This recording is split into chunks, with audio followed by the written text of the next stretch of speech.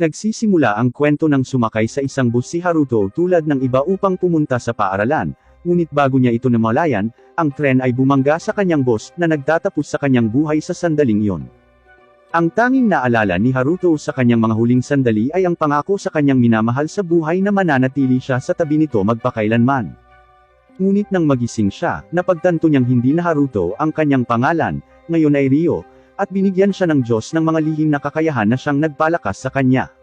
Sa lahat ng mga alaalang ito na nag-flash sa kanyang isipan, iniisip ni Ryo kung ang lagnat ay nagdudulot ng mga guni-guni na ito, ngunit isang pares ng mga lalaki ang nakagulo sa kanyang pag-iisip at pumasok sa bahay na may dalang higanting bag.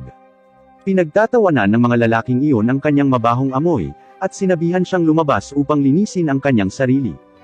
Habang namimitas ng mga berry, patuloy na iniisip ni Ryo kung sino ang taong Haruto na ito, ngunit nagpa siya na hindi ito mahalaga dahil siya ay si Ryo, at ang kanyang misyon sa buhay ay ipaghiganti ang kanyang ina na pinatay sa harap niya. Isang grupo ng mga batang babae ang lumapit kay Ryo, at nagpakilala si Celia at nagtanong sa kanya kung nakita niya ang kanilang kaibigan na nagtungo dito, ngunit sinabi ni Ryo na wala siyang nakitang sinuman sa paligid. Isang magical circle ang ginawa, at natuklasan ni Celia na ang kanyang katawan ay nag-aumapaw sa mahiwagang kapangyarihan. Matapos bayaran siya para sa kanyang impormasyon, nagmamadaling umuwi si Ryo sa kanyang mga kasama, ngunit nakahanap ng isang bandido na handang saksakin siya. Ang tanging swerte niya sa pagliligtas ay ang coin pouch upang protektahan siya mula sa pagpatay, at nakita ni Ryo na pinatay ang lahat ng kanyang mga kasama.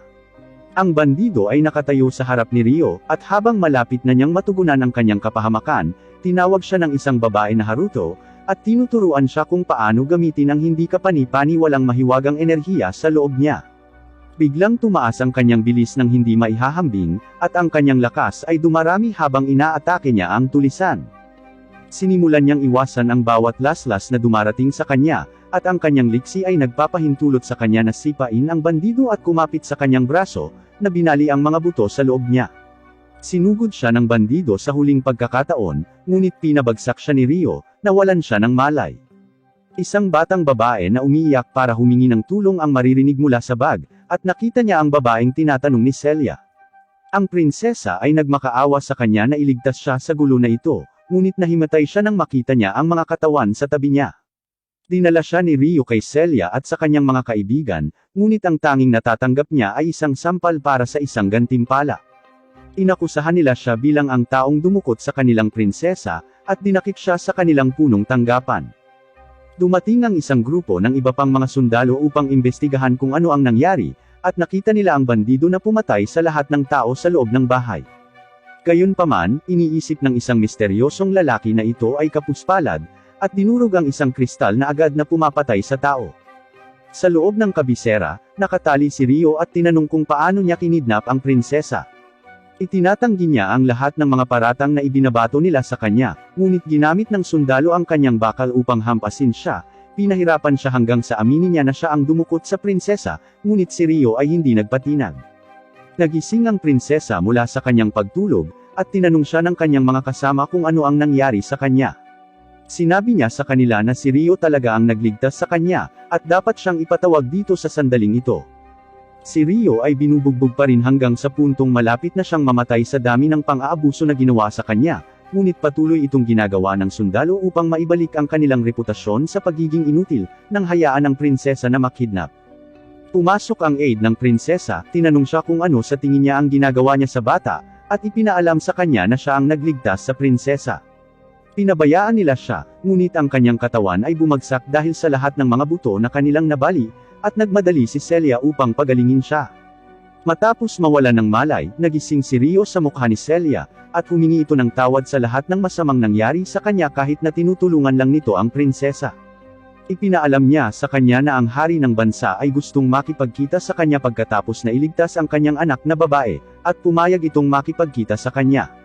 Sa loob ng kastilyo, pumunta siya upang makipagkita sa hari, at ginantimpalaan siya na hayaang mag-aral sa Royal Academy. Lumipas ang ilang araw sa loob ng kaharian, at handa na si Ryo na pumasok sa paaralan kasama ang kanyang mga kaedad, ngunit hindi maganda ang pagtanggap sa kanya sa kanyang unang araw, at binubuli sa klase ng isang bata na nanunuya sa paraan ng kanyang pagsasalita. Habang tumatagal ang araw ng pasukan, natuklasan ng kanyang mga kaklase na hindi pa siya marunong magbasa, at patuloy siyang pinagtatawanan, ngunit hindi madaling sumuko si Rio at pumunta sa silid ng kanyang guro pagkatapos ng paaralan para sa ilang pribadong pagtuturo. Pagkatapos ng ilang oras ng pag-aaral, nalutas ni Rio ang bawat problem na ipinakita sa kanya nang natutunan niya ang lahat ng mga simbolo. Ito ay simpleng addition lang naman pagkatapos ng lahat, at nasa kanya ang lahat ng mga alaala ng pagiging isang estudyante sa unibersidad.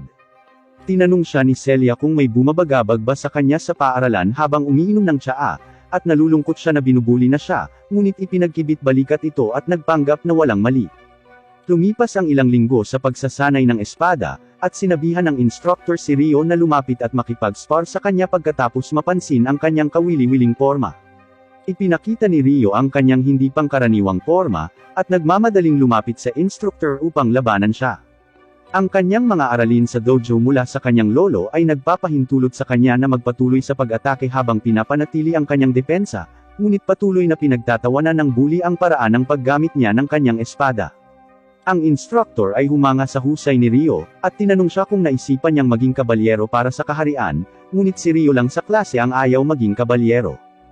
Lumipas ang mga buwan, at patuloy na natututunan ni Rio ang wika para makahabol sa lahat sa kanyang klase. Pagkaraan ng ilang sandali, ang kanyang katalinuhan ay nalampasan ang lahat ng iba sa klase, ngunit ang kanyang mga alaala ng kanyang nakaraang buhay ay patuloy na bumabaha sa kanya, namimiss si Mi. Dahil sa mundong ito, ang tanging meron siya ay ang mga taong nang-aapi sa kanya. Naalala ni Rio na si Mi ang kanyang childhood love, ngunit nahiwalay siya sa kanya nang maghiwalay ang kanyang mga magulang. Pagkatapos ay nakita siya ni Haruto noong high school, ngunit hindi na siya bumalik sa paaralan na para bang tinanggal niya ang kanyang sarili sa pag-iral. Ang panloob na salungatan ni Rio ay lumalaki, na nagpapatibay sa kanyang pasya na si Haruto ay patay na, at na siya ay si Rio, at mabubuhay sa lahat ng ito.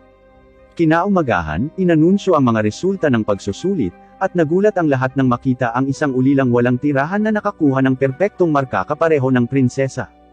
Ang mga bata na hindi karapat-dapat sa isang pangalan ay patuloy na nangbubuli sa kanya, na tinatawag siyang Manderaya dahil siya ay masyadong hangal para makapantay ang isang prinsesa. Ipinagtanggol siya ng kaibigan ng prinsesa, na tinawag silang mga ingetero na mahinang mga talonan, at sinuportahan sila ni Celia sa pamamagitan ng paghingi sa kanya ng anumang ebidensya ng pandaraya ni Rio.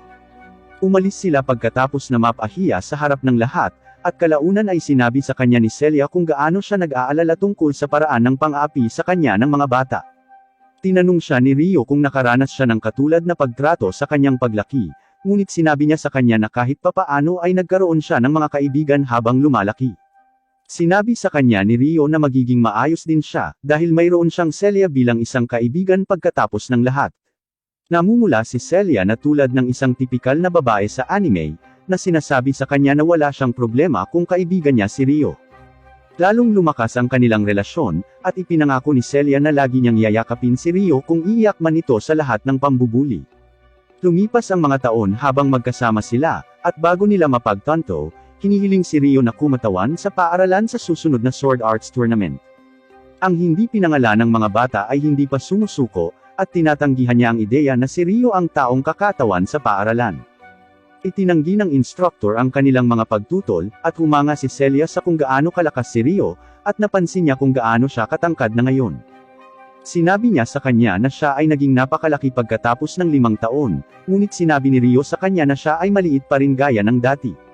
Pagkatapos uminom ng isang tasa ng tsaa, tinanong ni Celia si Rio kung ano ang plano niyang gawin pagkatapos ng graduation, ngunit sinabi niya sa kanya na plano niyang umalis sa bansang ito dahil walang lugar para sa kanya dito. Ikinalungkot ito ni Celia, lalo na dahil tinulungan niya itong linisin ang lugar na ito at palaging nagpapasaya sa kanya kapag may problema.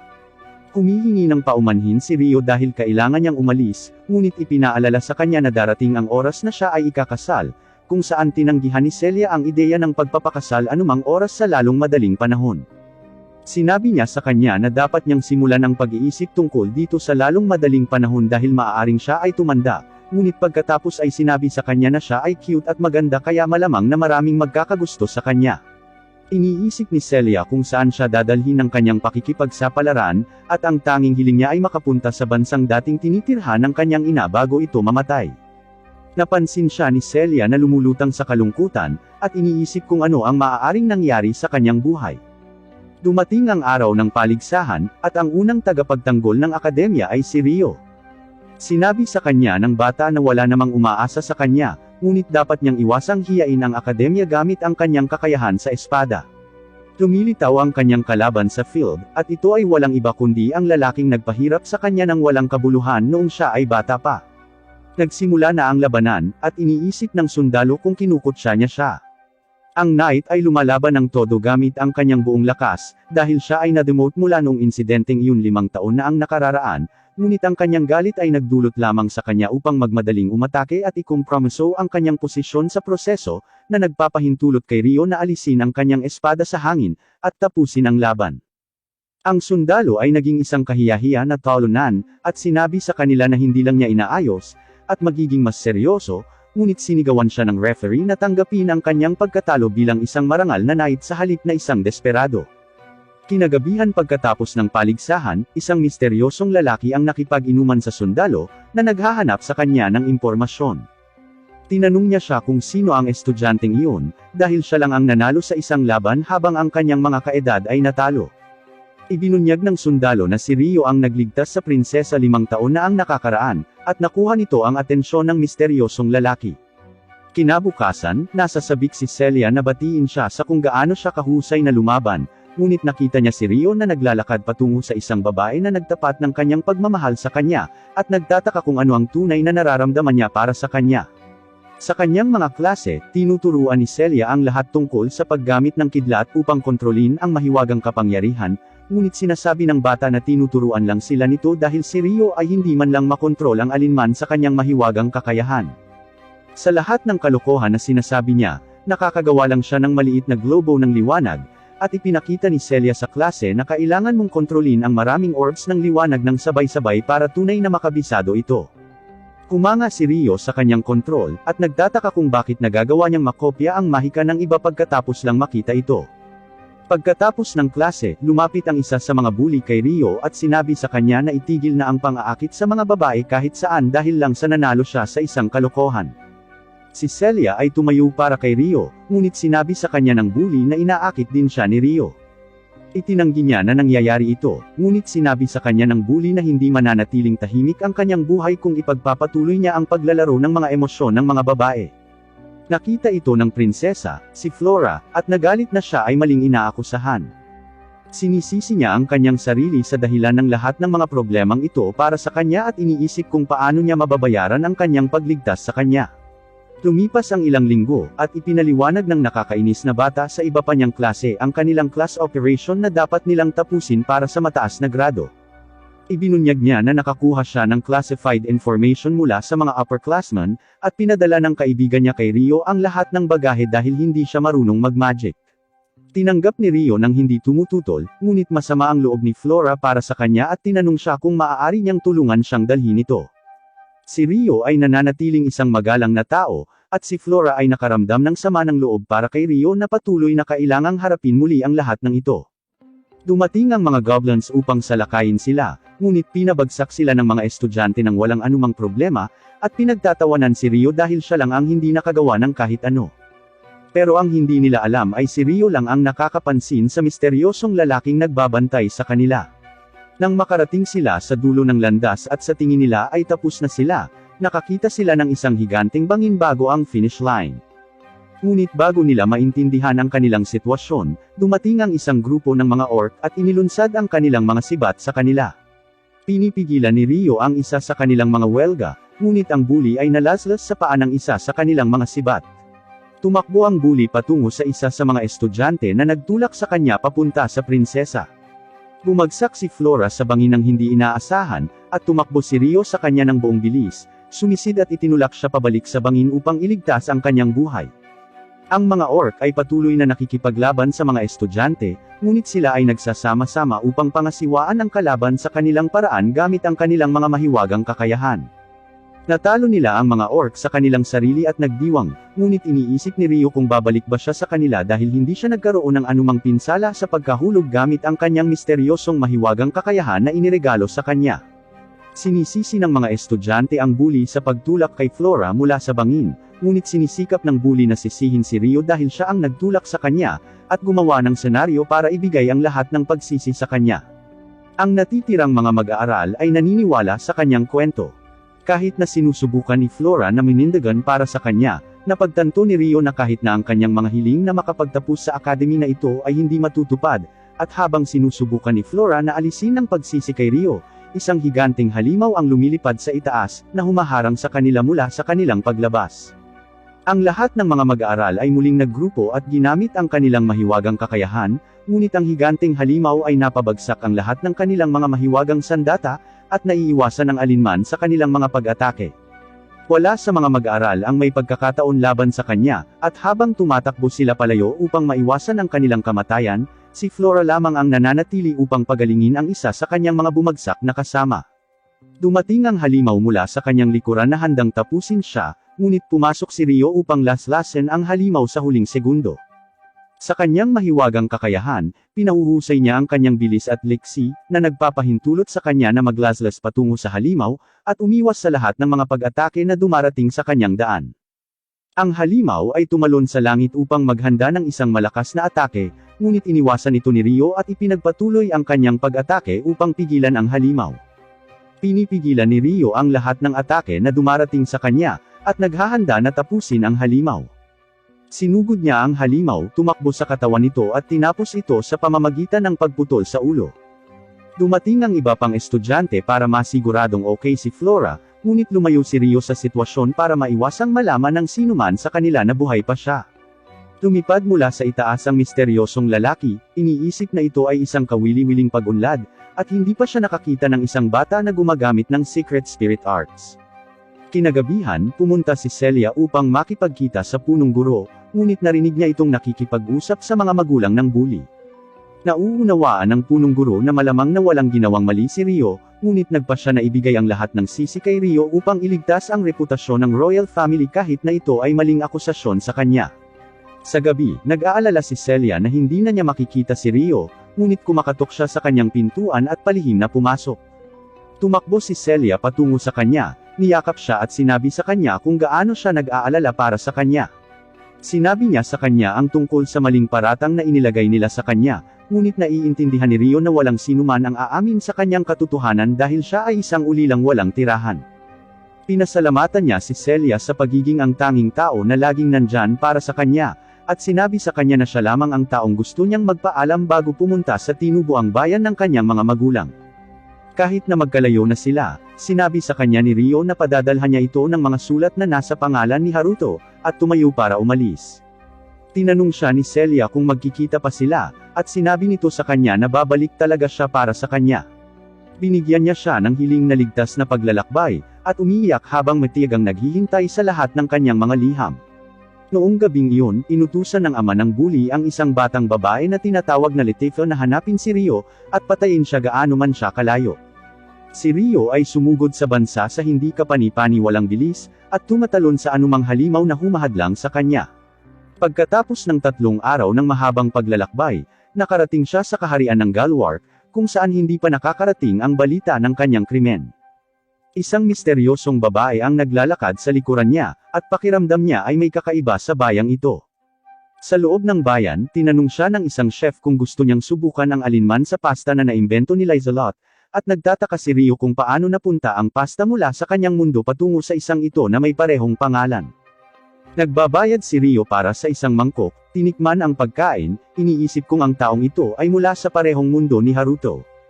Matapos tanungin ang tao kung saan siya makakabili ng mas maraming pansit sa kanyang paglalakbay, itinuro siya ng lalaki sa punong tanggapan ng guild. Lumapit sa kanya ang isang katulong, ipinakilala ang sarili bilang si Lotte, at inaasikaso ang lahat ng pangangailangan niya sa buong araw. Nagpadala si Rio ng liham kay Celia, na nagsasabi sa kanya na hindi siya makakausap ng ilang sandali dahil maglalakbay siya sa buong kakahuyan. Habang umalis siya sa lungsod, tinawag ng blonde na babae si Lotte na Lizelot, ngunit sinabihan siya ni Lotte na ilihim ang kanyang tunay na pagkatao. Patuloy ang pagtakbo ni Rio sa kagubatan hanggang sa makita niya ang isang bata na nakahiga sa gitna.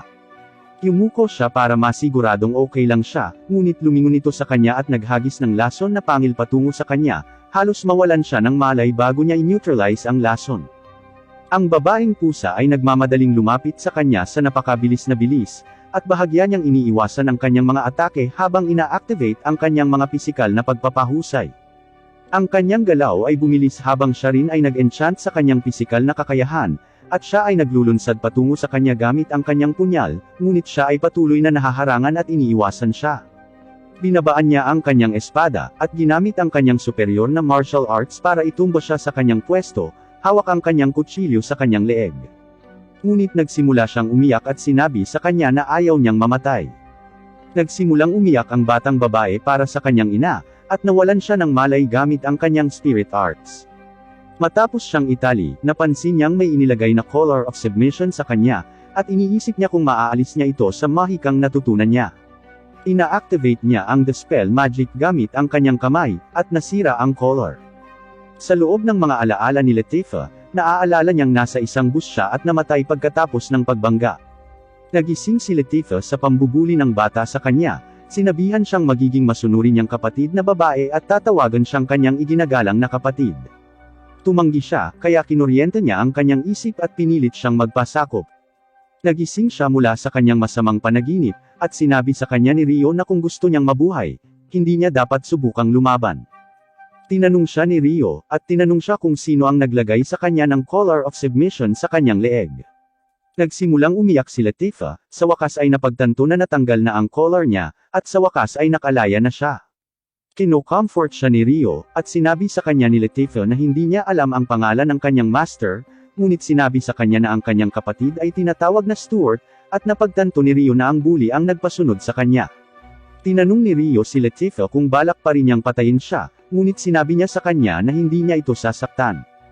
Matapos siyang palayain, sinabi sa kanya ni Rio na malaya siyang gawin ang gusto niya, at dapat siyang lumayo sa kanya upang humanap ng kanlungan sa isa sa mga kaharian.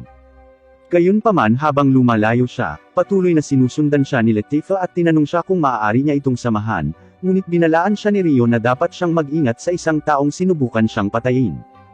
Sinabi sa kanya ni Rio na hindi siya mapagkakatiwalaan, ngunit sinabi sa kanya ni Latifah na maaari niyang ilagay ang collar sa kanya kung gusto niya dahil mas natatakot siyang mag-isa. Nag-aatubili, pumayag si Rio na isama siya, at sa wakas ay sinabi niya sa kanya na ang kanyang pangalan ay Latifah. Sabay silang nagsimula sa kanilang pakikipagsapalaran, at pagkaraan ng ilang sandali, nagluto si Rio ng noodles para kay Latifah na kinikilalang ito ay spaghetti. Nagtataka siya kung paano niya malalaman ang ibang pangalan para sa pasta, at sinabi niya sa kanya na nakain na niya ito, o parang sa tingin niya. Matapos siyang marinig, iniisip ni Rio kung si Latifah ay mula sa parehong mundo ni Haruto, at nang siya ay umiiyak sa gabi na nagmamakaawa na makauwi, narinig ni Rio ang kanyang sinasabi na gusto niyang bumalik sa Tokyo, agad na napagtanto na ang babaeng ito ay sigurado na mula sa parehong mundo tulad ni Haruto. Kino-comfort niya siya habang natutulog, at nagising siya sa tabi niya, napagtanto na kamukha niya ang lalaking kasama niya sa bus. Pagkagising ni Rio, tinanong niya ito kung maaari niya itong tawaging kuya, at nalilito si Rio, ngunit nagpa siya na payagan niya ito kung maaaliw siya kahit kaunti. Matapos ang ilang linggong paglalakbay ay nakarating sila sa dambuhalang puno na pinupuntirya ni Rio, ngunit hindi ito makita ni Latifah. Naglalakbay sila sa kagubatan at nagpalipas ng gabi sa gubat. Ang mga bangungot ni Latifah ay nakakatakot sa kanya magdamag, kaya ginamit ni Rio ang kanyang spirit arts upang paginhawahin muli ang kanyang pakiramdam. Ngunit pagkatapos niyang gawin iyon, isang grupo ng 3 babae ang pumunta sa kanilang hideout at sinimulang salakayin si Rio. Natuklasan nila si Latifah na natutulog na may spirit arts sa paligid niya, at ipinapalagay na kinidnap siya ni Rio. Nang hindi nakikinig sa anumang sinasabi niya, pinipigilan nila siya, at nagpadala ng daloy ng kuryente na nawala ng malay sa isang iglap, na dinadala siya bilang kanilang bilanggo. Habang lumulutang si Rio sa loob ng magical dimension, naisip niya kung sino ang babaeng nakahiga sa kanyang harapan, ngunit hindi rin ito alam ang sariling pagkakakilanlan. Gayunpaman, alam niya ang tungkol sa tunay na pagkakakilanlan ni Rio, sinabi na ang kanyang tunay na pangalan ay Haruto. Tinanong niya ito kung paano niya nalaman ang tungkol sa nakaraan niyang buhay, kaya isiniwalat niya na konektado siya sa kanya, at sa kanya lang siya. Sa lalong madaling panahon, sinabi niya sa kanya na malalaman niya ito, at niyakap siya bago mawala. Ang boses ni Mi ay nagmamakaawa sa kanya na gumising, ngunit pagkatapos niyang magising, tumakbo si Latifah at niyakap siya ng luhaan. Dumating ang isang elder ng nayon upang humingi ng tawad sa paraan ng pagtrato nila sa kanya, at lahat ng babae ay lumuhad para humingi ng tawad. Matapos palayain siya mula sa mga kondado, ipinaliwanag ng elder na makikipagkita siya sa iba pang mga elder ng nayon bukas, habang umalis upang makapagpahinga siya magdamag. Kinaumagahan, tumungo si Rio sa gitna ng puno ng mundo, at nakipagpulong sa 3 pinuno ng nayon. Humihingi sila ng paumanhin para sa paraan ng pagmamaltrato nila sa kanya, at nais na makahanap siya ng paraan upang tanggapin ang kanilang paghingi ng tawad. Ang tanging hiling niya ay alagaan nila si Latifah, kaya't hiniling niya kung maaari siyang manatili sa kanya pansamantala, at lahat ng mga taga-nayon ay sumang-ayon na manatili siya sa kanila. Bago siya umalis, lumitaw ang babaeng Dryad, ang espiritu ng puno ng mundo. Matapos makalapit, napansin niya ang espiritong naninirahan sa loob niya, at nagtataka kung hindi siya nakakagamit ng mahika, dahil ang mga espiritu ay may posibilidad na sipsipin ang lahat ng kakayahan ng mahika mula sa isang tao.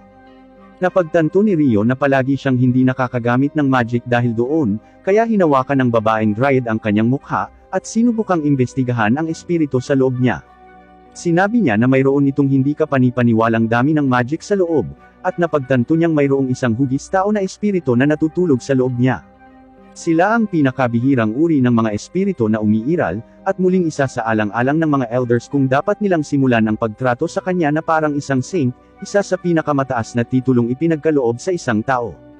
Isa sa mga beast woman ang nagpakita sa kanya pabalik sa kanyang lugar, at sinimula ni Latifah na ipakita sa kanya kung gaano kahanga-hanga ang kanilang bagong bahay. Ang isa sa mga batang babae ay nagtataka kung anong mga silid ang gusto niyang tulugan nila, at ibinunyag na silang 3 ay titira kasama si Rio.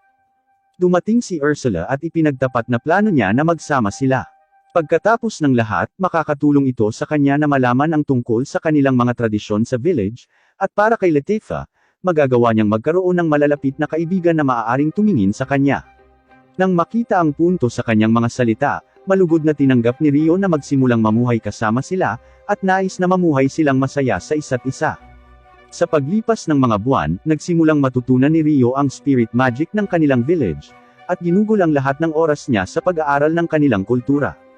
Sa pamamagitan man ng pagsasaka sa kanila, pag-aayos ng metal, o kahit na pakikipag-sparring sa kanila. Nagsimulang lumipas ang mga panahon hanggang lumipas ang 1 taon na magkasama silang namumuhay, hanggang sa malapit na ang Engranding Spirit Festival. Ang Lady Dryad ay lumitaw upang simulan ang festival, ngunit sa di kalayuan, isang griffin ang nagdala ng 2 lalaki sa malalim na lugar sa isang dragon's cave. Bumalik si Rhys na may dalang itlog, sinabi sa bagong sundalo na siya ang magdadala ng itlog na ito, para maipagpatuloy ni Rhys ang pagpilot sa griffin. Habang papaalis sila, tumingin si Rhys sa malayo at nakita niya ang isang pulutong ng mga wyvern na lumilipad sa likuran nila. Bumalik sa loob ng nayon, kinalikan silang 2 ng Lady Dryad sa ulo upang makumpleto ang seremonya, at ngayong naging mamamayan na sila ng nayon, sinimulan na ng mga elders ang kasiyahan. Habang kumakain ang lahat, napagtanto ni Rio kung bakit may harem na genre ang anime na ito, at nakiusap ang mga babae sa kanya na magkasamang matulog sa kama pagkatapos uminom ng ilang apple cider vinegar. Sinabi ng isa sa kanila na hindi nito mapapalalim ang kanilang pagkakaibigan ni Rio, ngunit sinabi ng mga babae na may iba silang gustong lumalim sa loob nila. Pagkatapos ng lahat ng oras na ito, pakiramdam nila ay patuloy pa rin siya sa paglayo sa kanila, na ikinagulat ni Rio na napansin nila. Sa sandaling umalis sila upang kumuha ng mas maraming pagkain, nilapitan ni Ursula si Rio, at iniisip niya kung oras na ba para ibalita kay Latifah. Sa kabilang bahagi ng nayon, sinabi ni Rhys na dito sila magpapahinga magdamag, at sinabi sa kanyang nasasakupan na siya ay mag-iimbestiga sa lugar. Bago umalis, iniabot niya sa kanya ang isang artifact, at sinabi ni Rhys na makakatulong ito sa kanya na matukoy ang kanyang lokasyon kung magkakaroon siya ng problema. Kinain ito ng sundalo, at umalis si Rhys, nang makitang papalapit na ang mga wyvern sa lokasyon ng kanyang nasasakupan. Samantala, naglalakad si Rio kasama si Latifah sa isang liblib na lugar, at nakiusap siya sa kanya na bumalik upang magkasama silang maglaro, ngunit tinanong siya ni Rio kung nag-e-enjoy ba siyang manirahan dito. Sinabi niya sa kanya na gusto niya ito, at natutuwa siya na nagawa niya ang lahat ng malalapit na kaibigan na ito sa paglipas ng panahon, na nagpapasaya kay Rio na marinig. Gayunpaman, inihayag niya na malapit na siyang umalis sa nayon. Siya ay patungo sa silangan sa buong oras na ito, at hindi na niya ito may isama, kaya tumakas siya habang umiiyak.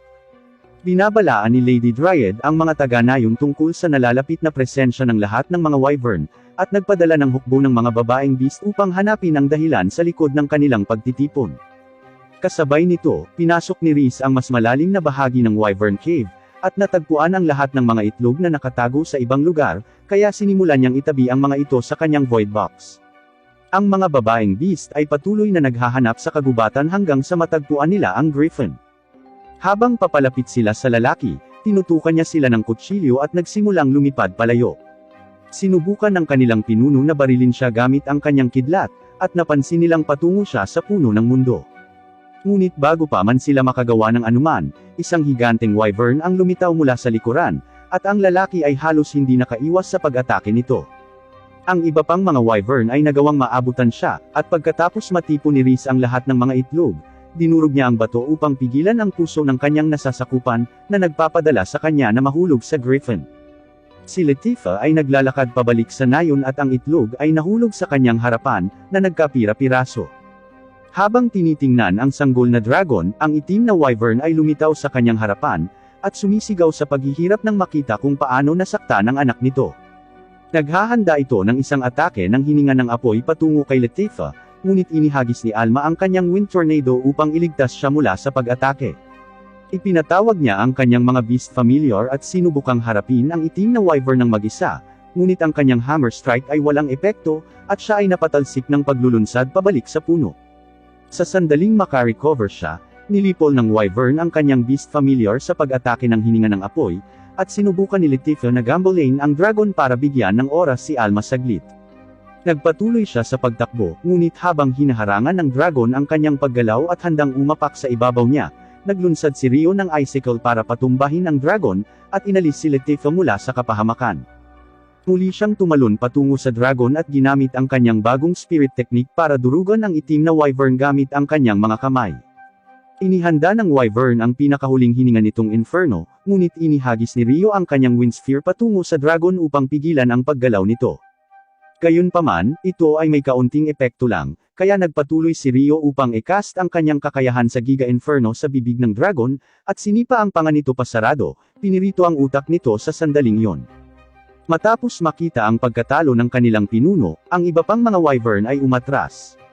Nagulat ang lahat ng mga babae na nagawa niyang talunin ang itim na wyvern mag-isa, at niyakap siya ni Latifah para sa pagligtas sa kanya. Kinaumagahan ay humingi siya ng paumanhin sa naging reaksyon niya, sinabing alam na niya na darating ang araw na ito, ngunit natakot siya na baka gusto niya lang itong pabayaan. Gayunpaman, inaliw siya ni Rio, at sinabing hindi niya gugustuhing pabayaan ang kanyang nakababatang kapatid na babae, kaya ibinunyag niya ang tunay na dahilan kung bakit siya maglalakbay sa silangan. Malayo patungo sa Yagumo region, mayroong isang lupain kung saan nakatira ang kanyang mga magulang, kaya't nais niyang makarating doon sa wakas. Ito ang unang pagkakataon na may nalaman si Latifah tungkol sa kanya, kaya may gusto rin siyang ibunyag tungkol sa kanyang sarili. Bago siya isinilang sa mundong ito, namatay na siya noon, at muling nagkatawang tao mula sa isang lugar na tinatawag na Japan. Naniniwala si Rio sa kanya, na sinasabi na siya ay parehong uri ng tao tulad niya, at nais na ibunyag niya ang katotohanan tungkol sa kanyang sitwasyon mula pa noong una, ngunit nag-aalala na siya ay may pinanghahawakan na matagal na pagsisisi mula sa oras na iyon. Iniisip ni Latifah kung muling lumitaw ang mga panghihinayang na iyon, at inamin ni Rio na magsisinungaling siya kung hindi, ngunit sinumpa niya na magiging malakas sa mundong ito upang makabawi sa kanila.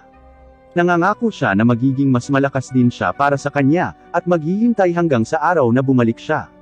Makalipas ang isang linggo, naghanda si Rio na lumipad, at binigyan siya ng dwarf leader ng isang espada at balabal na nilikha niya mula sa itim na wyvern, na nagbibigay sa kanya ng kakayahang itago ang kanyang kapangyarihan. Ngunit kahit na mukhang manipis ang balabal, ito ang may pinakamataas na estatistika ng depensa sa lahat ng armor sa mundong ito. Lahat sila ay nagbibigay sa kanya ng mga regalo, at habang walang ideya si Rio kung paano niya dadalhin ang lahat ng iyon, ang huling elder ay nagbigay sa kanya ng Space-Time Depository, isang national treasure item, at pinasalamatan nila siya sa pagligtas sa kanilang nayon. Sa kanyang bagong Space-Time Depository, iniimbak ni Rio ang lahat ng mga regalo, at nangangako na dadating siya kung kailangan nila ng tulong. Ang lahat ng mga batang babae ay nagnanais sa kanya ng ligtas na paglalakbay, at si Latifah ay tumakbo upang yakapin siya. Naghanda siyang umalis at nagsimulang lumipad, ngunit si Latifah ay nagsimulang lumuha. Matapos ang 2 linggong pagkukubli sa nayon, walang nakitang pahiwatig si Rio tungkol sa kanyang ina o ama, kaya nagpasya siyang makipagkita sa mga taga-nayon. Sinalubong siya ng 2 sa mga dalaga habang nagdidilig ng mga halaman, ngunit nang makita siya ni Seo ay naramdaman niya ang pag-ibig sa unang tingin kay Rio. Dinala siya ni Rory sa bahay ng kanyang lola, at napapaisip siya kung mula ba siya sa ibang bansa na may kakaibang damit na suot niya. Inihayag ni Rio na nilakbay niya ang mga lupain upang sa wakas ay makarating dito, at habang naghahanda sila ng hapunan, ipinaliwanag ni Rio na dito nakatira ang kanyang pamilya. Ang mga pangalan nila ay Zen at Ayame, at nabigla ang lola nang marinig ang mga pangalang iyon. Sinabihan niya sina Rory at Seo na lumabas para makapag-usap sila ng pribado, at humingi ng karagdagang detalye kay Rio. Ang tanging alam ni Rio tungkol sa kanyang mga magulang ay ang kanyang ama ay pumanaw bago siya makilala, at ang kanyang ina ay pinatay noong siya ay 5 taong gulang. Naging mithiin niya sa buhay na maabot ang lugar na ito pagkatapos ng pangako ng kanyang ina, at ang gusto lang niya ay gumawa ng libingan para sa kanila sa kanilang homeland. Matapos mapansin ang kanyang pagkakahawig sa kanila, ibinunyag ni Yuba na siya ay ina ng kanyang ama. Pinasasalamatan niya ito sa pagpunta, ngunit sinabing gumawa na sila ng mga libingan para sa kanila, kaya dinala niya siya sa kanilang mga libingan. Napaluhod si Rio, ipinaalam sa kanyang mga magulang na sa wakas ay nakarating din siya rito. Sa kanyang paggalang, ipinaliwanag ng kanyang lola na kailangan nilang 2 na tumakas mula sa bansa ng palihim, ngunit hindi siya ang maaaring maglantad ng katotohanan tungkol sa kanila.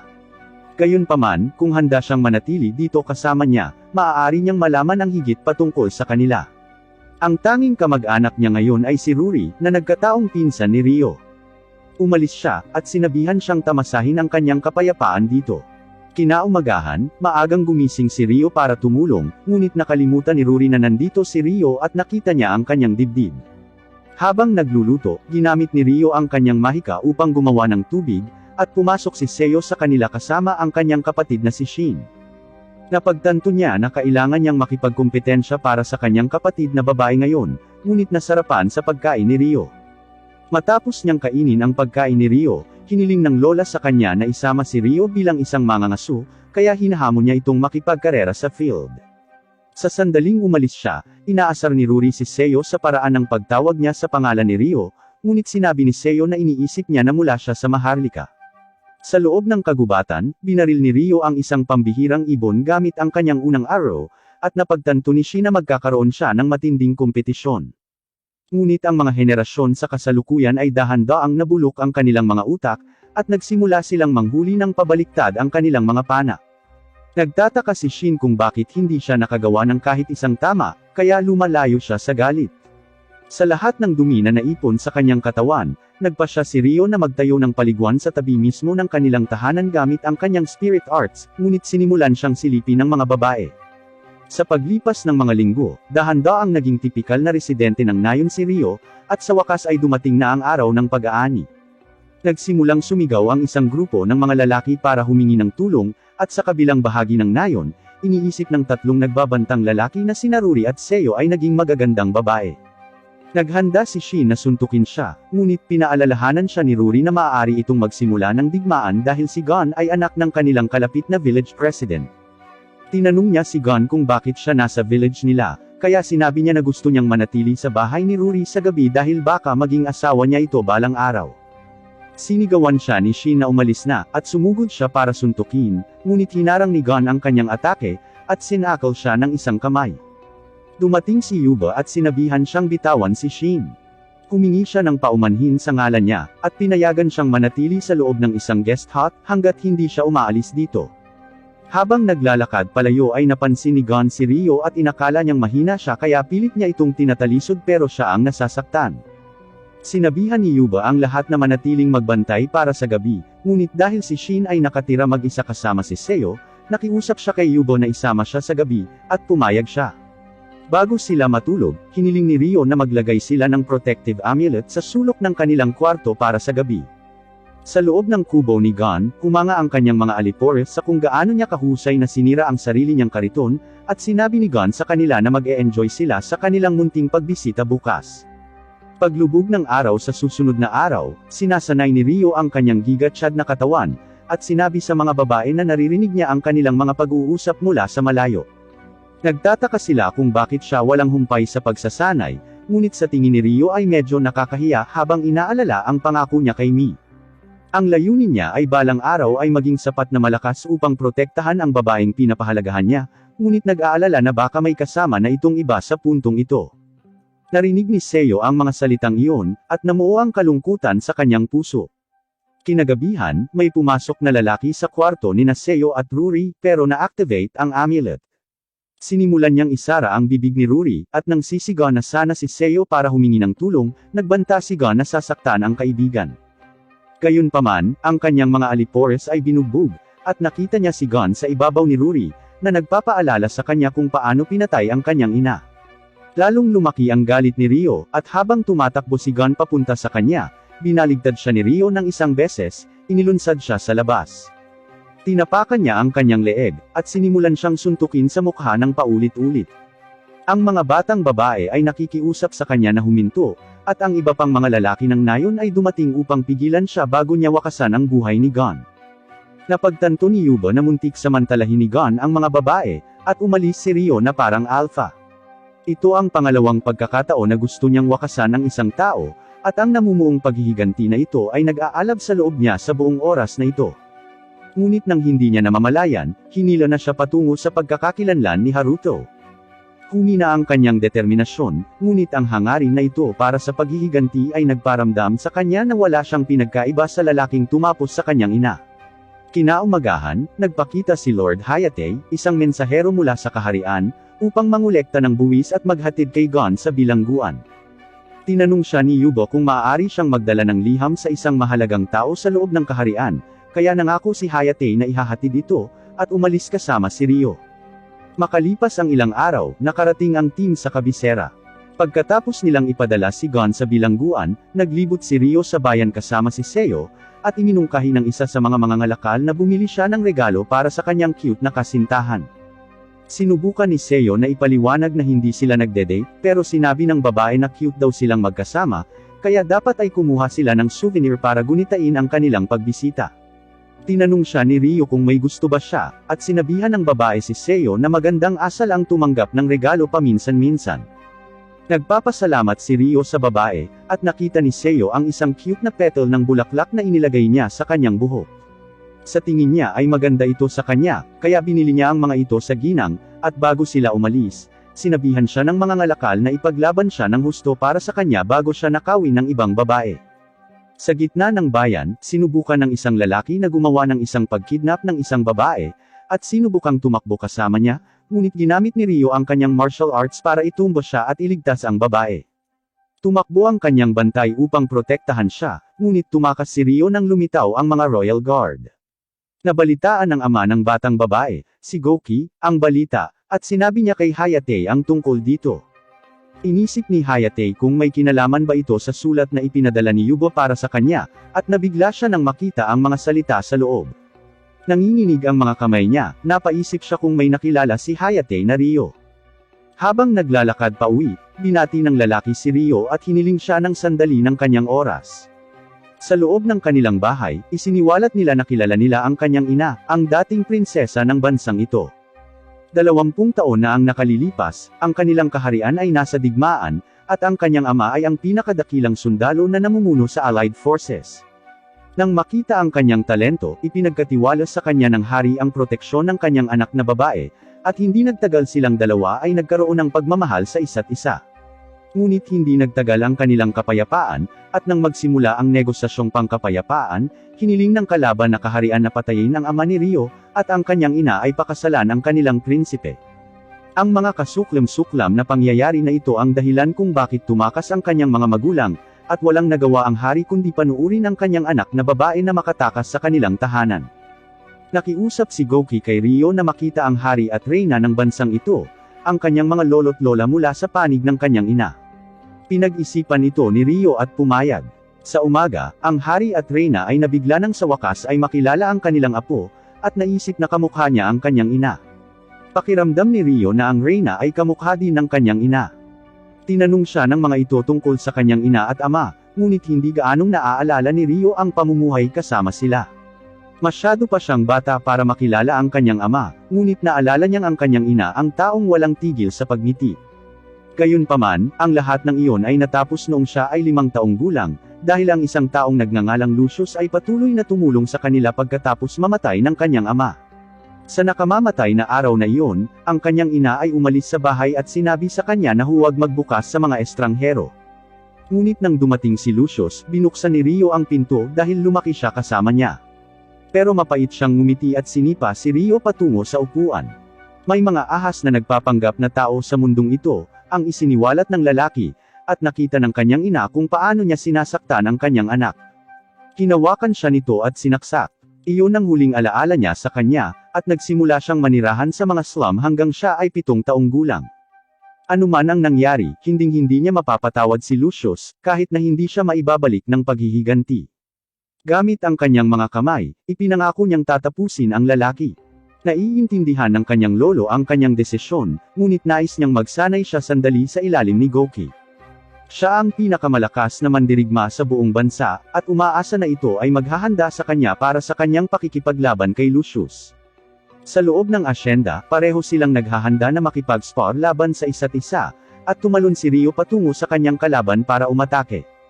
Si Goki ay umiiwas sa huling sandali, at nag-atake sila laban sa isa't isa. Wala sa mga atake ni Goki ang nakakalusot sa kanyang mga depensa, kaya naghahanda siya ng isang mahiwagang pag-atake ng enerhiya.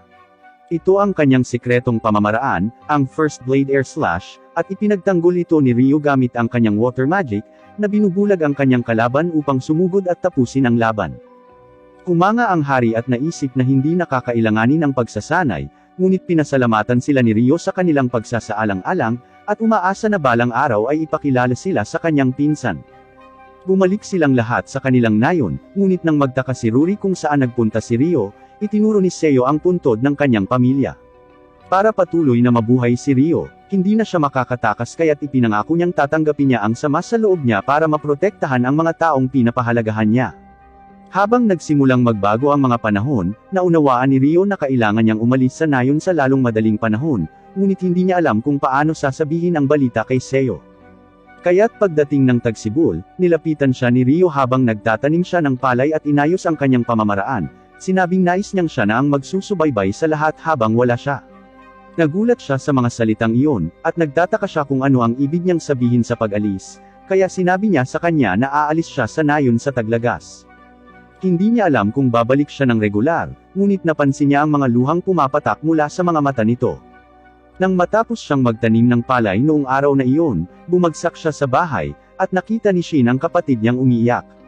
Tinanong niya ito kung may nangyari, at iniisip kung si Rio ang naging dahilan ng pag-iyak niya. Sinabi niya sa kanya na wala siyang ginawang mali, ngunit malungkot siya dahil malapit na itong umalis sa nayon. Pagkatapos nito, sinubukan ni Shin na pasayahin ang kanyang kapatid sa pamamagitan ng pagdadala ng mga regalo, ngunit ang tanging naiisip niya ay kung paano maging mas malakas para samahan niya si Rio sa kanyang mga paglalakbay. Sa araw, siya ay nagtatrabaho at nakatitig sa kanya, at sa gabi, siya ay nagsasanay ng kanyang mga diskarte sa espada para lang maging mas malakas. Hindi nagtagal, sa wakas ay narito na ang taunang pista. Ngunit habang ang lahat ay nag-e-enjoy sa kanilang oras na magkasama, tinanong ni Seo kung maaari siyang magkaroon ng isang sandali ng kanyang oras. Ang tunay na dahilan kung bakit niya ito pinatawag dito ay para ipagtapat ang kanyang nararamdaman, at sabihing mahal niya ito. Ang mga salitang iyon ay nawalan ng imak kay Rio, at humingi siya ng tawad. Sinabing hindi niya maibabalik ang nararamdaman niya. Tinanong niya siya kung dahil ba ito sa aalis na siya sa nayon, ngunit sinabi niya sa kanya na hindi lang yun ang dahilan. Nakiusap siya sa kanya na isama siya, na inihayag na siya ay nagsasanay araw-araw sa loob ng 6 na buwan upang hindi siya dito maging pabigat. Handa siyang gawin ang lahat pero sinabi sa kanya ni Rio na hindi niya talaga siya matatanggap dahil sa kung anong dahilan. Ang mga salitang iyon ay nakawasak kay Seo at nagsimula siyang umiyak. Ngunit hinawakan niya ang kamay nito, at nakiusap na manatili na lamang siya sa tabi niya. Gayunpaman, humingi ng tawad si Rio at umalis. Nagpatuloy siya sa pag-iyak, at napansin ni Rio ang presensya ni Shin at humingi ng tawad sa paraan ng pakikitungo nito sa kanyang kapatid. Maya-maya, dumating na ang araw ng kanyang pag-alis, at handa nang mag-set si Rio sa madaling araw dahil sa kanyang mahabang paglalakbay. Bago siya umalis sa nayon, nakita niya si Seo na naghihintay sa kanya sa labasan. Nilapitan siya ni Goki at tinanong siya kung sobrang mahal niya ba si Ryo para iwanan ang sarili niyang nayon. Nag-alinlangan si Seo, ngunit sinabi niyang gagawin niya ang lahat upang manatili kay Ryo. Kaya bago siya umalis, hiniling niya na alagaan niya ang kanyang sarili, at nangako na magsisikap siya ng husto at sinabing lalakas siya sa oras na bumalik siya. Kinawayan niya siya, at iniyuko ni Ryo ang kanyang ulo patungo kay Shin at umalis. Ito ang ika-999 na taon ng banal na panahon, at sa wakas ay narating na ni Ryo ang puno ng mundo. Agad na tumakbo si Latifah para yakapin siya, at sa hapunan, sinabi niya sa kanila ang tungkol sa pamilyang nakilala niya at lahat ng nalaman niya tungkol sa kanyang pinagmulan. Nagtataka ang mga elders kung gaano siya katagal mananatili rito, at ibinunyag ni Ryo na ilang buwan lang ang pinakamatagal. Sa umaga, nagtataka ang mga babae kung sino ang babaeng nakapatong sa kanya, ngunit si Ryo mismo ay walang ideya, kaya tinanong niya ito kung paano siya napunta rito. Iminulat ng dalaga ang kanyang mga mata, at sinabing isa siyang espiritu, ang gumawa ng kontrata kay Haruto. Nakaupo siya sa kanyang kama, ngunit ang lahat ng kanyang alaala ay tila nabura. Wala na siyang maalala sa mga pagkakataong magkasama sila, at hindi man lang alam ang sarili niyang pangalan, ngunit gusto niyang pangalanan siya nito. Sinabi niya sa kanya na siya ay umiiral para sa kanya, na tinatawag siyang Haruto. Nagtataka ang mga babae kung bakit niya ito tinatawag na Haruto, at sinubukan ni Ryo na kumuha ng ilang oras upang makaisip ng ilang dahilan. Sinubukan niyang sabihin sa kanya na tawagin siyang Ryo, ngunit nagsimula itong makipag-usap sa kanya sa telepathy, at sinabing alam niya ang lahat tungkol sa kanya. Sinabihan siya ng mga babae na tanungin si Lady Dryad tungkol sa kanyang paglitaw, kaya sinabihan siya ni Ryo na bumangon, ngunit nakita niya ang pinakadakilang plot sa lahat ng anime. Sa kanyang mahiwagang kakayahan, binago niya ang kanyang damit. Habang matikas na nakatayo, napansin ni Ryo ang kagandahang nagmumula sa kanya, naaalala ang tungkol kay Mi. Nagpasya siyang pangalanan siyang Aisha, dahil ang imahe ng tagsibol ay lumitaw sa kanyang ulo nang tumingin siya sa kanya. Sa tingin ng mga babae ay maganda ang kanyang pangalan, at iniisip ni Latifah kung ito ba ay magiging kapatid niyang babae. Bumalik sa konseho ng nayon, lumitaw ang Lady Dryad, at nakitang isang misteryo na nawala ang lahat ng alaala ni Aisha, kaya tinanong niya si Aisha kung anong uri ng mga elemento ang pinakamagaling siya. Sinabi ni Aisha na pinagkadalubhasaan niya ang lahat ng ito, na ikinagulat ng buong silid. Upang ipakita ang kanyang kakayahan, pumunta sila sa labas upang matukoy nila ang kapangyarihan ng kanyang mga kakayahan. Nagbato ng bato si Ryo para simulan ang laban. Kaagad, nawala si Aisha patungo sa kanya, at siya ay makitid na umiwas. Ang kanyang mga sipa ay tumutugma sa mga diskarte ni Ryo, at inihahalin tulad niya ang lahat ng kanyang mga galaw sa malapitang labanan, kaya siya ay umatras upang bumuo ng ilang distansya. Tumalon siya patungo sa langit upang subukan ang kanyang aerial tactics, ngunit ang lakas nito ay halos mabali ang kanyang braso. Pagkalapag niya, nagcast siya ng mga yelo patungo sa kanya, ngunit nawala siya at muling lumitaw sa likuran niya, na inihagis ang sarili niyang mga yelo sa kanya. Ipinagpatuloy niya ang pag-mirror sa lahat ng kanyang mga diskarte, kaya kalaunan ay nagcast ng buhawi si Ryo. Gayunpaman, nagcast siya ng isang umiikot sa kabilang direksyon, at tinapos ni Lady Dryad ang laban bago nila masira ang nayon. Naniniwala na sila ngayon na si Aisha ay tunay na may kapangyarihan sa lahat ng mga elemento, ngunit sinabi ng babaeng Dryad na magsisimula siyang turuan si Aisha kung paano kontrolin ang kanyang mga kapangyarihan. Tinatanggap siya ng mga elders sa kanilang nayon, at pinasalamatan niya sila. Nagdaraos sila ng isang festival para i-welcome siya, at nagsimula siyang matutunan kung paano kontrolin ang kanyang mahika kasama si Ryo. Pagkaraan ng ilang sandali, ipinakita sa kanya ni Dominic ang portable na bahay na kanyang ginawa, at natutuwa si Ryo na sa wakas ay makakapagpatuloy na siya sa paglalakbay. Nalungkot si Latifah nang marinig ang mga salitang iyon, at habang lumalayo ang ibang mga batang babae, ang isa sa kanila ay nakiusap sa kanya na gumugol ng ilang oras sa kanyang nakababatang kapatid na babae bago umalis, kaya nagpasya silang gawin ito sa parehong paraan na ginagawa ng lahat ng magkakapatid sa isang anime. Sa loob ng hot tub, nagtataka si Latifah kung bakit Haruto ang tawag sa kanya ni Aisha, kaya ibinunyag ni Ryo na ito ang dating pangalan niya bago siya muling nagkatawang tao. Natuwa siya nang marinig iyon, dahil sumasakay siya noon sa school bus, at siya ang taong gusto niyang maging kapatid niya araw-araw. Iniisip ni Ryo kung ang ibig sabihin noon ay kasama siya sa pagkabangga ng boss, at ang kanyang pananahimik ay nagbubunyag ng katotohanan. Ngunit kahit na malungkot ito, natutuwa siya na tama siya tungkol sa pagiging pinakamahusay na kapatid nito. Nangako siya na babalikan niya ito kapag tapos na siya, kaya tinanong niya ito kung mayroon pa siyang kailangang hugasan. Kinaumagahan, binigyan siya ng mga elders ng ilang regalo bago umalis. Ang isa sa mga ito ay isang compass na palaging magtuturo pabalik sa village na ito, at ang isa ay nagbibigay sa kanya ng isang aparato na magbibigay daan sa kanya upang baguhin ang kanyang kulay ng buhok upang siya ay manatiling undercover saan man siya maglakbay. Bago umalis, hiniling ni Rio sa iba na alagaan si Latifa habang wala ito, at umalis. Habang lumilipad sila, sinabi ni Rio kay Aisha na papunta na sila kay Celia dahil hindi pa niya ito nakakausap. Sa loob ng kabisera ay nakatitig si Celia sa liham na iniwan ni Rio para sa kanya, at nais na sana ay makausap na lang siya muli, ngunit sa wakas ay natagpuan na siya ni Charles, at tinanong siya kung naghahanda na ba siya para sa gabi kung kailan sila sa wakas ay magkakaisa. Sa taong 1000 ng Holy Era, sa wakas ay nakabalik na si Rio sa loob ng bayan kung saan siya lumaki, at na-activate ang device para mapalitan niya ang kulay ng kanyang buhok. Buong gabi, sinubukan niyang pumasok sa paaral ang dati niyang pinapasukan, at bumaba sa basement para makapasok siya sa study room ni Celia. Muling bumangon ang lahat ng alaala ng huling pagkikita nila, ngunit pagkatapos niyang makapasok ng buong loob sa silid, napansin niyang wala na itong laman. Nagtataka kung ano ang maaaring nangyari kay Celia, nagpasya si Rio na dapat silang mag-ilusyon sa ibang mananaliksik, at tanungin sila kung ano ang nangyari. Sa loob ng isang random na silid ng propesor, lumitaw si Aisha mula sa likuran at ginamitan siya ng isang hypnotizing spell. Pumasok si Rio at nagtanong tungkol sa lokasyon ni Celia, kaya ipinahayag ng lalaki na nasa loob siya ng Royal Palace. Bukas ay ang seremonya ng kanyang kasal, at ang lalaking pakakasalan niya ay si Lord Charles, ang parehong lalaki na nagpahirap kay Rio sa buong pagkabata niya. Matapos ang kanilang kaharian ay dumanas ng matinding pagkatalo sa Proxy Empire, ang House of Dux Arbor ay halos hindi nakapagsimula ng negosasyon ng kapayapaan, at ang pinuno ng kanilang bahay ay si Charles. Ang dating maharlikang pamilya ay napilitang tumakas sa kabisera, at pinili ni Charles na pagsamahin ang kanyang kapangyarihan sa House of Clare. Ngunit upang magawa ito, dapat na ikasal si Celia sa kanya. Matapos makuha ang lahat ng impormasyong hinahanap niya, umalis si Rio at nag-isip kung ano ang gagawin sa kanyang kasal sa politika. Ang tanging pagpipilian nila ay ang pumasok sa kastilyo upang makipagkita kay Celia ng isang beses pa, kaya sinabi sa kanya ni Aisha na hahanapin niya ang kanyang silid. Habang nakatingin si Rio sa ibaba, napansin niya ang lahat ng security, ngunit nagawa niyang pumuslit patungo sa kanyang silid.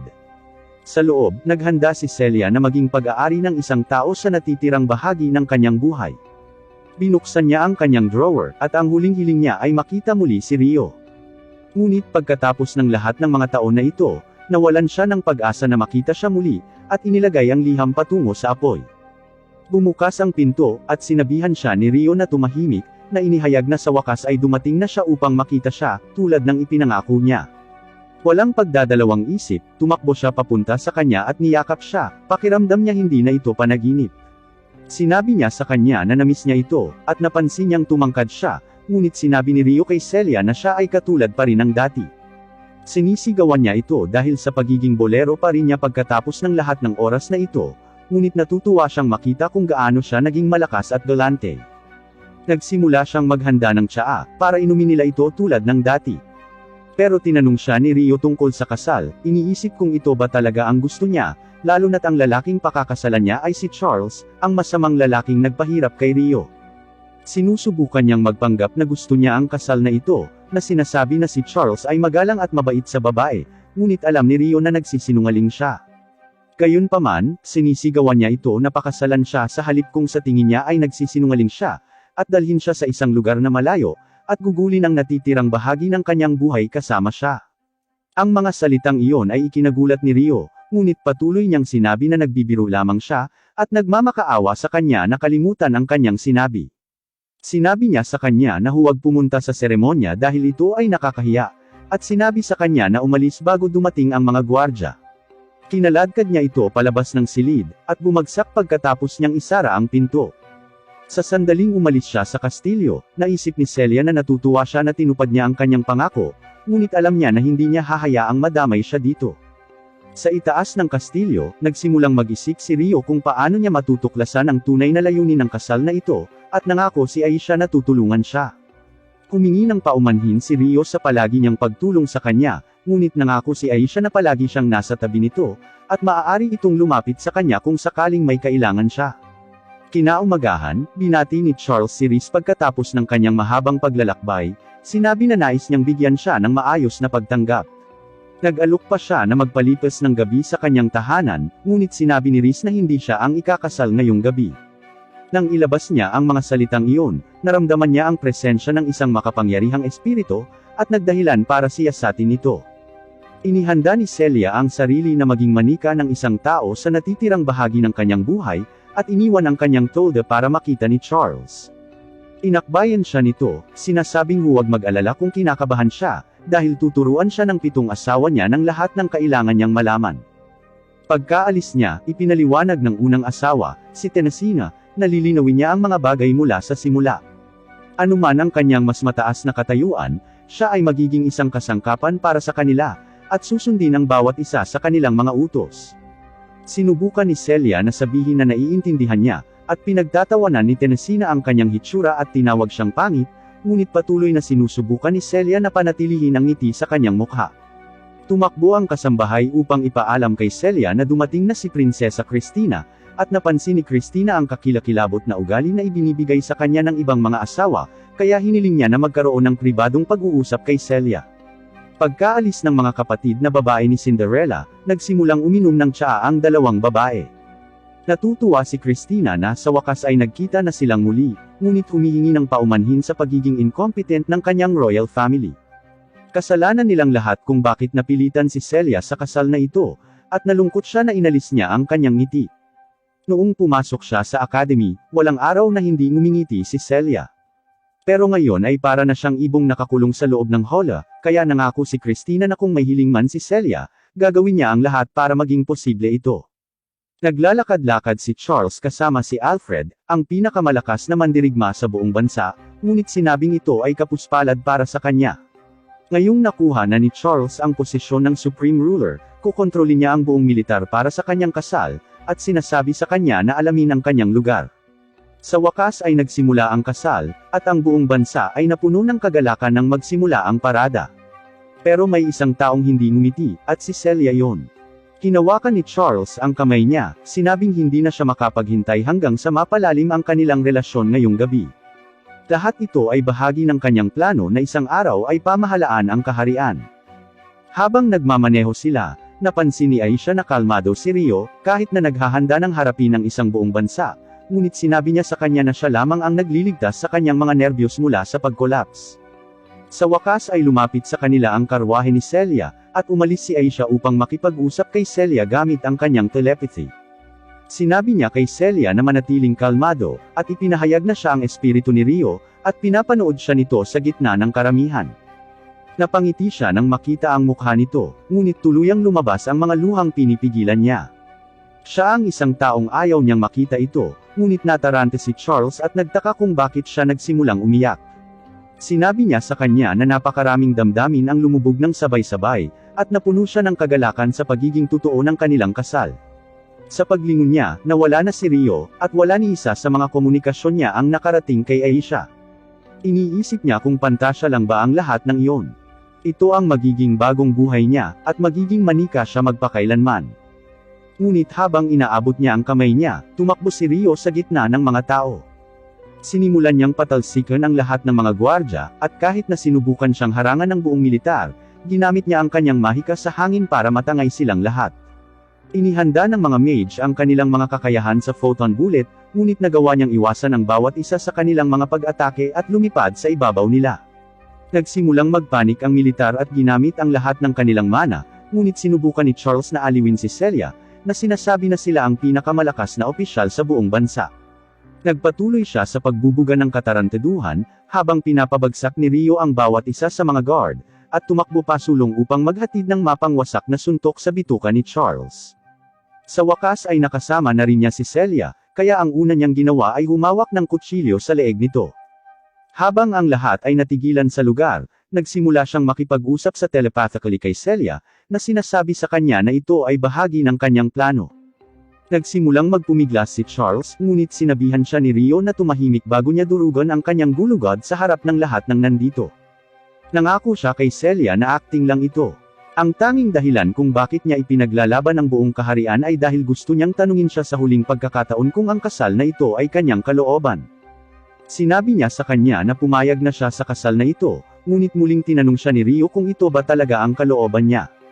Napagtanto niya na malamang na pinagbantaan siya sa kasal na ito, at nangako na kung gugustuhin niya ito, tatapusin niya ang kasalang ito ngayon din. Tinatawag niya siyang control freak. Para kay Rio, ang katumbas niya ay ang buong mundo, at hindi niya kayang mawala ang mahalaga para sa kanya dahil pagsisisihan niya ito sa natitirang bahagi ng kanyang buhay. Naranasan na niya ito minsan, at alam niyang hindi na niya maibabalik ang nawala sa kanya. May oras pa rin para sa kanya upang magbago, dahil ang hinaharap na nakikita niya para sa kanya ay isang puno ng paghihirap sa ilalim ng isang makasariling hangal. Muli niya itong tinanong kung ang kasal na ito ang nakapagpasaya sa kanya, at sinabi pa niya na ang kanyang sariling damdamin ay maaaring magdulot ng mga problema para sa iba, kaya hindi niya alam kung ito ay magiging tama pa rin. Hindi rin alam ni Rio ang tamang desisyon, ngunit kung ang kasalang ito ay tunay na tamang desisyon, kung gayon hindi niya makikita ang malungkot na hitsura sa kanyang mukha. Nangako siyang muli na tutuparin niya ang hiling nito hanggat hindi siya susuko. Tinanong niya ito kung ano ang gagawin niya kung ayaw niyang magpakasal, kaya ipinahayag ni Rio na kukunin niya ito at tatakas sa kaharian na ito. Ito ay lalabas na parang kinidnap siya, kaya ang kanyang pamilya ay hindi kailanman mananagot, at ang lahat ay magiging mapayapa. Gayunpaman, nag-aalala siyang mahuli siya ng mga ito, ngunit nangako si Rio na tutuparin niya ang kanyang hiling. Matapos niyang marinig ang mga katagang iyon, ipinagtapat ni Celia na gusto niyang kunin siya nito.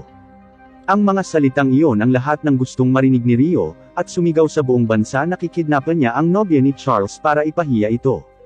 Niyakap niya ng mahigpit si Celia at tumalon sa langit.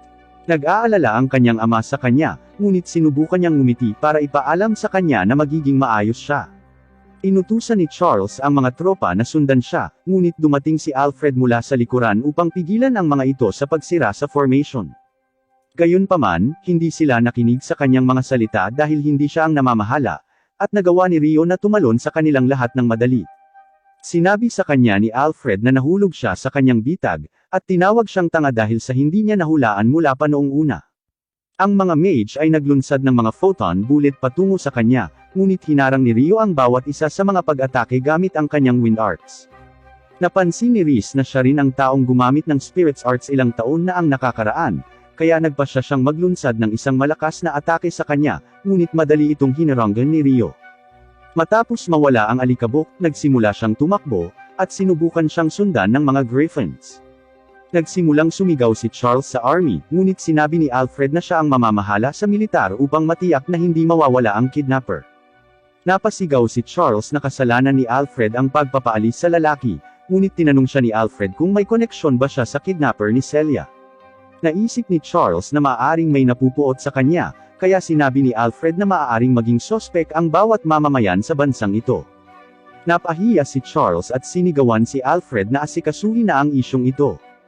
Nais ni Reese na masangkot siya sa kawili-wiling pagkakataong ito, ngunit sa pag-iingat ng lahat, magiging kahina-hinala kung bigla siyang mawala.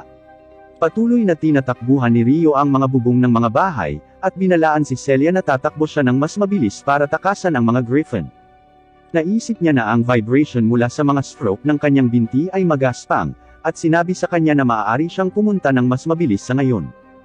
Pagkaraan ng ilang sandali ng paghabol sa kanya, tumalon si Rio sa isang eskinita at ibinigay si Celia kay Aisha. Sinabi niya kay Celia na pinaplano niyang guluhin ang army habang tumatakas ito kasama si Aisha, ngunit nangako na aabutan niya sila sa labas ng kaharian. Tumalon siya sa itaas ng mga tahanan, ngunit nang mapansin ng mga sundalo na nawawala si Celia, naglunsad sila ng signal flare para palibutan ng iba pang mga sundalo ang lugar. Gayunpaman, lahat ito ay bahagi ng kanyang plano, at nais niyang makuha ang atensyon ng buong army sa lugar na ito.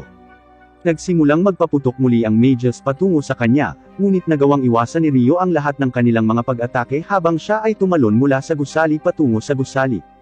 Sinubukan ng mga sundalo mula sa ibaba na pigilan si Celia na makatakas, ngunit tumalon si Rio at sinimulang itumbos sila isa-isa gamit ang kanyang mga paa. Ang natitirang bahagi ng hukbo ay lumitaw, at ipinagpatuloy ng mga Griffin ang kanilang mahiwagang pag-atake sa kanya.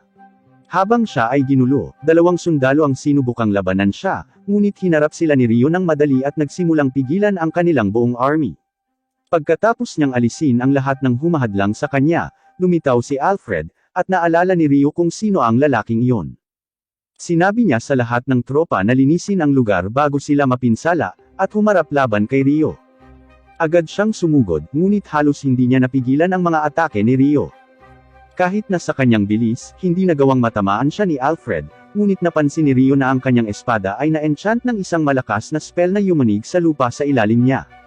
Ang kanyang superior na martial arts ay nagpahintulot kay Rio na makamit ang kalamangan, ngunit siya ay patuloy na halos hindi nakaligtas. Gayunpaman, umatras ng isang hakbang si Alfred at sumugod, halos tusukin ang mga mata ni Rio sa kanyang bilis, ngunit umikot si Rio upang magamit ang kanyang momentum sa kanyang mga pag-atake, at hinaampas siya ng kanyang kamao. Natarante si Alfred kung bakit hindi ginagamit ng kanyang kalaban ang kanyang mga kutsilyo, ngunit nangakong tatapusin ang laban na ito. Sinimulan niyang itaas ang kanyang espada at inilabas ang kanyang malakas na pag-atake na sumira sa paligid. Ang tanging natitira sa kinatatayuan ni Rio ay mga durog na bato, at alam ni Alfred na ang kanyang atake ay masusunog siya hanggang sa malutong. Ngunit mayroon siyang kakaibang pakiramdam na ang kanyang atake ay hindi nakipag-ugnayan, kaya ipinadala niya ang iba pang mga sundalo upang hanapin siya. Samantala, nag-aalala si Celia habang hinihintay si Rio, ngunit maging si Aisha ay nag-alinlangan dahil sa madilim na hangin. Gayunpaman, lumitaw si Rio, at nagsimulang tumakbo si Celia patungo sa kanya ngunit natapilok siya. Humingi ng paumanhin si Rio para sa pag-aalala sa kanya, ngunit sinabi niyang ayos na ang lahat ngayon. Natutuwa siya na sa wakas ay mabubuhay na siya na nakalaan sa sarili niyang kalooban. Ngunit pagkatapos niyang ilabas ang mga salitang iyon, nagsimulang bumulwak ang mga mahiwagang liwanag patungo sa langit mula sa bawat bahagi ng mundo. Naramdaman ni Aisha ang isang piraso ng kanyang pagbabalik, at nakiusap kay Rio na pumunta at tulungan ang mga taong naghihintay doon. Isang grupo ng 3 ang nakarating sa mundong ito, at napansin na walang serbisyo ang kanilang mga cellphone. Isang higanteng tulisan ang lumitaw mula sa kanilang likuran, at dinala nila sila sa loob ng kanilang karwahe upang ibenta sila bilang mga alipin. Dumating si Rio sa eksena at tinanong ang isa sa mga merchant kung nakakita siya ng katulad na device sa isang lugar. Ngunit pagkatapos niyang magsinungaling sa pagsasabing hindi niya ginawa, narinig ni Rio ang mga batang babae na sumisigaw ng Japanese sa loob ng karwahe. Nakiusap sila sa kanya na tulungan sila, kaya ni-neutralize ni Rio ang bawat isa sa mga lalaking humahadlang sa kanya, at pinalabas ang mga babae. Ang huli ay na-stock sa ibang karwahe, kaya pinuntahan ni Rio para sirain ang lock. Ang isang taong lumingon sa kanya ay ang taong pinangakuan niya. Si Mi iyon, ang babaeng inalayan niya ng buong buhay niya para makita. Dinadala nito ang pagtatapos ng Season 1 ng anime. Kung nagustuhan mo ang video, mangyaring mag-like at mag-subscribe para lagi kang updated sa bagong upload.